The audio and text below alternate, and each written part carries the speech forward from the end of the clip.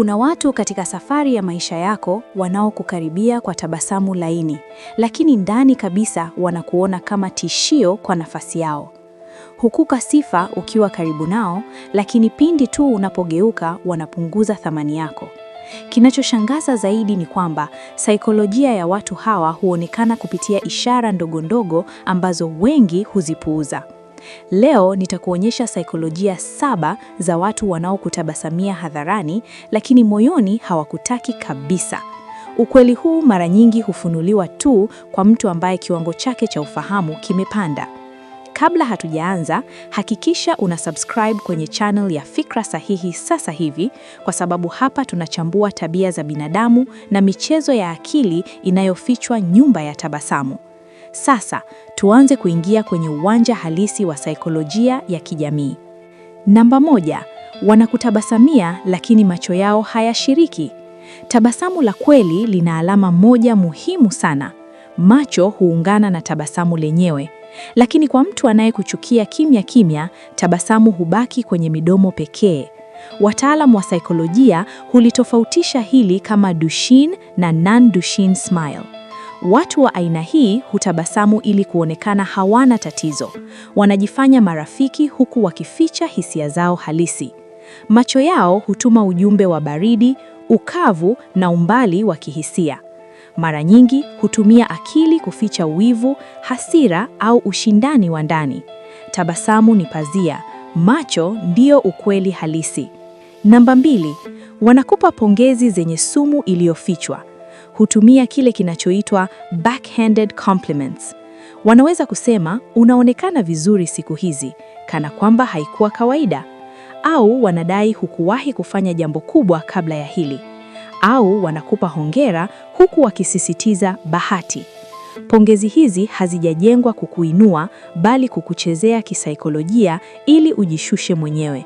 Chanzo chake ni hisia ya kujiona duni. Wanapoona unapanda juu, hujaribu kukurudisha chini kwa maneno yaliyofungwa kama sifa. Namba 3, nishati yao hubadili ghafla ukiingia au ukitoka. Kabla hujaonekana, wanacheka na kuongea kwa nguvu. Unapoingia, hali hubadilika bila maelezo. Saikolojia hii huitwa resentful withdrawal. Ni tabia ya mtu anayekuchukia lakini hana ujasiri wa kuonyesha. Miili yao hutuma ishara moja: hawajisikii salama ukiwa karibu. Uwepo wako huamsha ushindani, wivu na hisia za kutothaminiwa. Namba 4, wanakupuuza hadharani lakini hukutafuta faragha. Hii ni saikolojia ngumu ambayo watu wengi huangukia bila kujua. Mbele za watu hawakupi heshima, hufanya utani unaokudhalilisha na kukukatisha.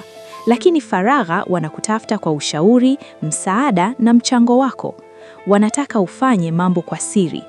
Hufanya hivi kwa sababu hadharani hawataki kuonekana wanategemea wewe, lakini ndani wanajua thamani yako. Namba 5, wanatumia huruma ya kuchagua. Wanakuonyesha kujali tu pale wanaponufaika. Sio kila anayesikiliza matatizo yako anakujali kweli. Wengine hutumia huruma kama njia ya kukufanya ulegeze ulinzi. Wanakusikiliza ili wapate taarifa, wanakuonea huruma ili ujifungue, lakini siku ukihitaji, wao wanakuwa mbali. Hawa si marafiki, bali ni watu wa fursa. Namba 6, hupendezwa zaidi na habari zako mbaya kuliko nzuri. Ukiwasimulia mafanikio yako, tabasamu hupungua bila wao kujua. Lakini ukisema umechoka, umeshindwa au umepoteza kitu, ghafla wanakuwa wapole. Saikolojia hii huitwa Schadenfreude, furaha ya siri inayotokana na kuona mwingine akipitia changamoto. Namba 7, hudai hawana wivu lakini vitendo vidogo huwafichua. Hawatoi hongera, hawashiriki mafanikio yako, hukatisha mazungumzo au kugeuza mada kuendea wao. Hawapendi kuona kwenye mwanga wa mafanikio. Hii hutokana na ego insecurity. Wanatabasamu ili wasionekane wabaya, lakini mioyo yao imejaa kulinganisha na wivu uliofichwa. Ukifika hapa, umefikia kiwango cha chini cha social intelligence. Utaweza kutofautisha tabasamu la dhati na tabasamu la sumu. Endelea kusubscribe ili maudhui yajayo yakusaidie kusoma tabia za watu kwa undani zaidi. Shiriki ujumbe huu na mtu yoyote anayepotoshwa na tabasamu la uongo. Asante kwa muda wako. Tukutane kwenye video inayofuata. Kumbuka, kujilinda kisaikolojia kunaanza na kusikiliza hisia zako za ndani kabla ya kupuuza ishara. Usikimbilie kuamini maneno bila matendo. Chagua utulivu, heshima binafsi na ukuaji wa ndani. Hapo ndipo nguvu yako huanza. Bila shaka, daima, endelea kusonga mbele.